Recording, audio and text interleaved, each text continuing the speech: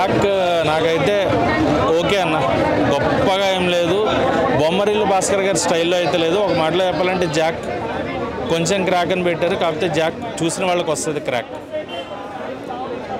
గొప్పగా ఏం లేదు, బొమ్మరిల్లు భాస్కర్ గారి స్టైల్లో లేదు. బట్ సినిమాను కాపాడే ఒకే ఒక్క మనిషి సిద్ధు గారు. ఆయన పెర్ఫార్మెన్స్ మటుకు పీక్స్. వన్ మ్యాన్ షో అనమాట కంప్లీట్గా. మిగతా ఆర్టిస్టులు ఉన్నారు, ప్రకాష్ రాజ్ గారు కానీ రెస్ట్ ఆఫ్ ద ఆర్టిస్టులు ఎవరెవరైతే ఉన్నారో, నరేష్ గారు, వాళ్ళ పెర్ఫార్మెన్సెస్ వాళ్ళకు వాళ్ళు 100% న్యాయం చేశారు. అండ్ వైష్ణవి చైతన్య నుంచి అనుకున్న పెర్ఫార్మెన్స్ అయితే రాలేదు. అంటే బేబీ చూసిన వైష్ణవి చైతన్య కనబడలేదు మనకి. ఆమెకు అంత స్కోప్ దొరకలేదు.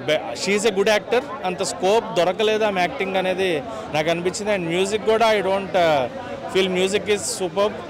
సాంగ్స్ కూడా అంత ఇంప్రెసివ్గా లేవు. భాగ్యనగరం సాంగ్ ఒకటే మనకు బాగా కనెక్ట్ అవుతూ వచ్చింది స్టార్టింగ్ నుంచి. Rest of the film average flick అన్న సినిమా, యావరేజ్ బిల్ యావరేజ్ అంతే.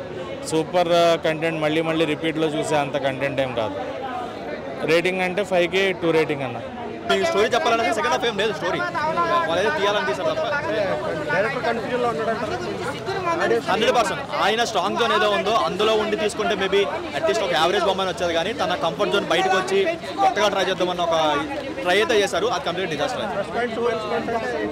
ప్లస్ పాయింట్స్ అంటే ఓన్లీ సిద్ధు యాక్టింగ్, అది యాక్టింగ్ తప్ప ఇంకేమో పాజిటివ్ కూడా సినిమాలు లేదు. అన్ని నెగిటివ్స్. స్టోరీ అయినా, స్క్రీన్ పై అయినా, లేదంటే సాంగ్స్ అయినా, బీజిఎం అయినా సరే, లేదంటే విజువల్స్ అయినా సరే, అన్ని నెగిటివ్. ఒక 40 ఎపిసోడ్స్ కొంచెం అది కొంచెం బాగుంది. కానీ ఫస్ట్ హాఫ్లో వచ్చే ప్రతి సీన్ కూడా ఏంటంటే బ్యాక్గ్రౌండ్ ఒక బ్లర్ చేసి చూడడానికి అంత నీట్గా అనిపించలేదు ఎక్కడ ఫస్ట్ హాఫ్ కూడా.